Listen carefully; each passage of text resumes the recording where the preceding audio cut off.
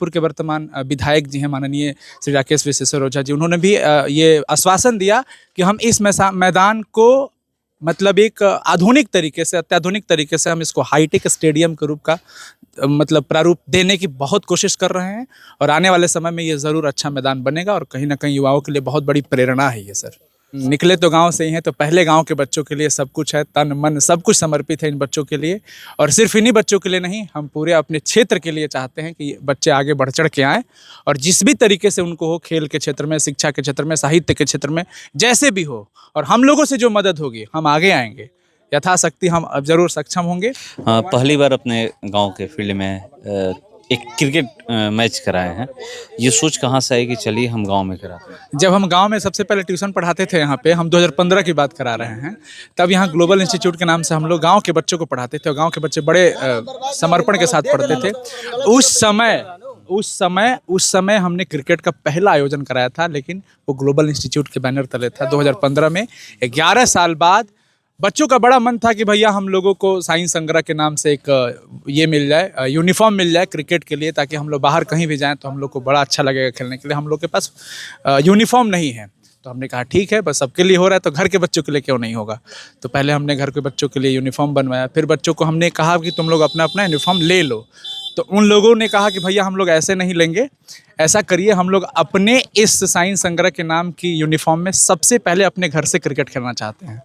तो गांव में उन लोगों ने पहले कहा कि हम लोग यहीं से खेलेंगे। यहाँ से हम लोगों का ये मन में आया कि नहीं, पहले बच्चों के लिए,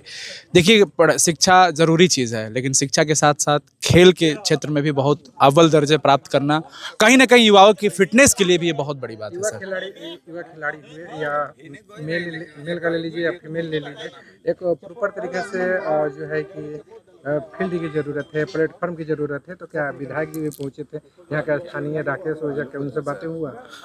देखिए यहाँ पे अभी जो भी वर्तमान स्थिति है मैदान की, इस मैदान की स्थिति के बच्चों, युवा साथी जितने भी गांव के बच्चे हैं, इन लोगों ने बड़ी मेहनत के साथ संभाले रखा है अभी तक। लेकिन इस परिस्थिति को देखते हुए हमारे जो शाहपुर के वर्तमान विधायक जी हैं माननीय श्री राकेश विश्वेश्वर ओझा जी, उन्होंने भी ये आश्वासन दिया कि हम इस मैदान को मतलब एक आधुनिक तरीके से, अत्याधुनिक तरीके से हम इसको हाईटेक स्टेडियम के रूप का मतलब प्रारूप देने की बहुत कोशिश कर रहे हैं और आने वाले समय में ये ज़रूर अच्छा मैदान बनेगा और कहीं ना कहीं युवाओं के लिए बहुत बड़ी प्रेरणा है ये सर। शहर से गांव में आकर के क्रिएट कराना, शहर में भी आप करा सकते थे, इन्हीं लोगों ले जाकर करा सकते थे, ये क्यों? देखिए कहीं ना कहीं सबसे पहले घर याद आना चाहिए। हम कितना भी शहर में, भले हमारी संस्था वहाँ चलती है पटना में,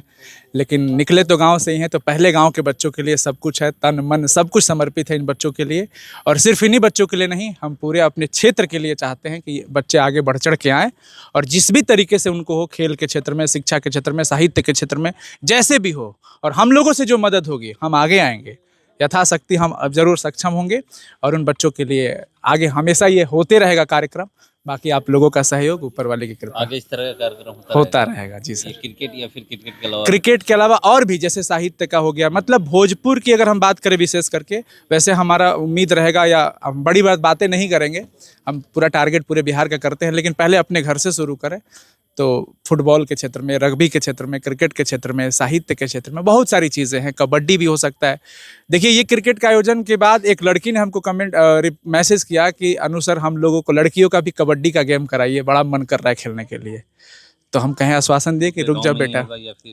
गांव में ही होगा सर, जो भी चीज़ें होगी गांव से ही होगा। बाहर से भी जो टीम आएगी गांव में ही आएगी। हाँ, यहीं पर होगा, यहाँ पे या जहाँ पे भी नियरेस्ट, हाँ गाँव में ही आयोजन, अच्छा फील्ड होगा, बिल्कुल सर, कोशिश यही रहेगी।